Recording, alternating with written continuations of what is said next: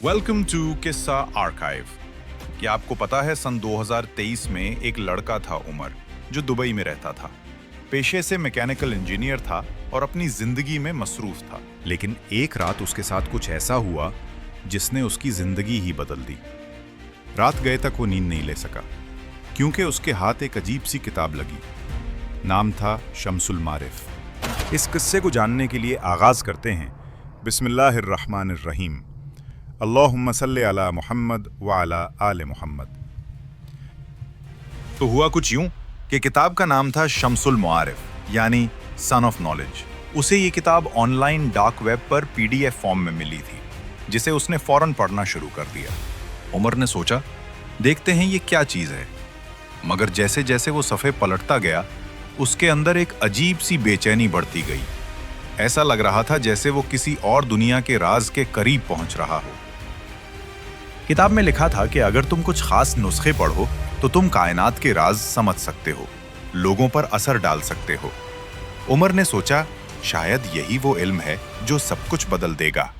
उसने वो नुस्खा लिख लिया और पूरी रात आहिस्ता आहिस्ता पढ़ता रहा।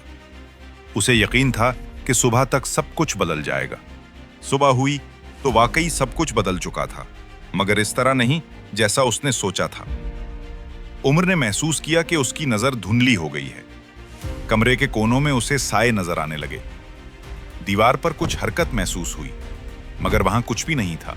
उसकी बीवी ने जब यह हालत देखी तो वो खौफजदा हो गई। उमर कुछ अजीब बातें कर रहा था, बार बार कहता, अफरीद अफरीद अफरीद, जैसे कोई उसकी जबान पर काबू पा चुका हो। घर वालों ने एक आलिम को बुलाया। उन्होंने आयतुल कुर्सी 70 मर्तबा पढ़ी। उमर चीखने लगा, आफरीद आफरीद! मगर आखिर में दम करने के बाद वो चुप हो गया। कुछ देर बाद जब उसे होश आया तो बस इतना कहा, मुझे लगता है मैंने एक ऐसा दरवाजा खोल दिया है जो मुझे कभी नहीं खोलना चाहिए था। यहीं से कहानी शुरू होती है। ये शम्सुल मुआरिफ दरअसल है क्या? इस किताब को लिखे हुए तकरीबन 800 साल गुजर चुके हैं। इसे लिखने वाले थे अहमद उल बनी। कुछ लोग कहते हैं वो एक सूफी बुजुर्ग थे और कुछ कहते हैं कि वो जादूगर थे। मगर असल बात समझने के लिए हमें उस जमाने का माहौल देखना पड़ेगा। ये वाकया सन 1165 का है। मुल्क था अलजजायर, शहर अन्नाबा, जिसे उस वक्त बोन कहा जाता था। वहीं पैदा हुआ एक बच्चा अहमद बिन अली अल बन्नी। वालिद कुरान पढ़ाते और इल्म सिखाते थे। बचपन से ही अलबन्नी को अल्लाह के 99 नामों और आदाद के राजों को समझने का शौक था। 20 साल की उम्र में अलबन्नी इल्म हासिल करने के लिए इस्कंदरिया यानी अलेक्जेंड्रिया निकल गया। वहाँ की लाइब्रेरियाँ बहुत मशहूर थीं। बहुत सारे इल्म जैसे कि बहस व मुबाहिसा, यूनानी फ़लसफ़ा, अहादीस और सूफ़ी ख़यालात। 1187 में सलाहुद्दीन अय्यूबी ने यरूशलेम फ़तह किया। मुसलमान दुनिया खुशी से झूम उठी, लेकिन कुछ लोगों ने कहा इनकी कामयाबी का राज जादू है। 1220 में मंगोलों ने बगदाद तबाह कर दिया। इल्म की दुनिया जलकर राख हो गई। इसी वक्त अलबन्नी ने अपनी आखिरी किताब शम्सुल मारिफ लताइफुल आरिफ लिखी, सिर्फ 44 पेजेस की। इसमें रूहानी तरक्की का राज लिखा हुआ था। इसी साल वो फौत हो गया। कुछ कहते हैं कि अलबन्नी नेक इंसान था और उसने किताब अल्लाह की कुर्बत के लिए लिखी। मगर आज की शम्सुल मारिफ असल नहीं। ये वक्त के साथ बढ़कर 600 से ज्यादा पेजेस की हो चुकी है और लोगों ने उसमें बहुत कुछ शामिल कर दिया है। उस वक्त मुसलमान हुक्मरान अपनी ताकत के लिए परेशान थे। कुछ लोगों ने कहा, अगर दुश्मन जादू करते हैं तो हमें भी ये ताकत इस्तेमाल करनी चाहिए। यूं लोगों ने शम्सुल मारिफ में जादू के नुस्खे और जिन्नात के अमल लिखने शुरू कर दिए। 1260 तक किताब में नया बाब शामिल हुआ, जिसमें जन्नात को काबू करने के तरीके थे। 1400 के बाद यह किताब उस्मानी दरबार तक पहुंची। इमाम सुयूती ने कहा था कि यह किताब नेकी के भेस में शिरक है।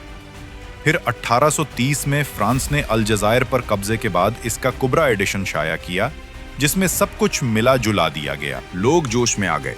नजफ में किताब जला दी गई। 1925 में सऊदी अरब ने फतवा दिया कि उसे पढ़ना हराम है। 2005 में ऑनलाइन वर्जन आया और 2023 में फिर वायरल हो गई। आज लोग क्यूरियोसिटी में पढ़ते हैं, मगर नहीं जानते ये कितनी खतरनाक है। और इसी क्यूरियोसिटी का शिकार बना उमर। वीडियो देख ही रहे हैं तो सब्सक्राइब भी कर दें और बेल आइकॉन भी दबा दें। ज्यादातर दीनी उलमा ने कहा कि ये किताब इंसान को शिर्क की तरफ ले जाती है। कुछ ने तो ये भी कहा कि जो कोई अल्लाह की मखलूक पर काबू पाने की कोशिश करता है वो अल्लाह से दूर हो जाता है। दीन का सीधा सा उसूल है, जो रास्ता अल्लाह से दूर करे उस रास्ते से खुद दूर रहो। और जब जिक्र और सहर यानी जादू का फर्क मिट जाए तो इंसान अपनी तबाही खुद लिख लेता है। मैं ये नहीं कहता कि अल-बुनवी जादूगर था, शायद वो वाकई एक मुखलिस सूफी था, मगर आज जो किताब मौजूद है वो उसकी असली नहीं। और जब ये पता न चले कि किस हिस्से में हक है और किस में फितना, तो इसे पढ़ना बेकार है। कुछ एडिशंस में 7 खानों वाला नक्श बनाकर इब्री हुरूफ लिखकर देव बुलाने का तरीका दर्ज है। यहाँ तक कि तुझे सुलेमान अलैहिस्सलाम की अंगूठी का वास्ता जैसी बातें भी लिखी हैं।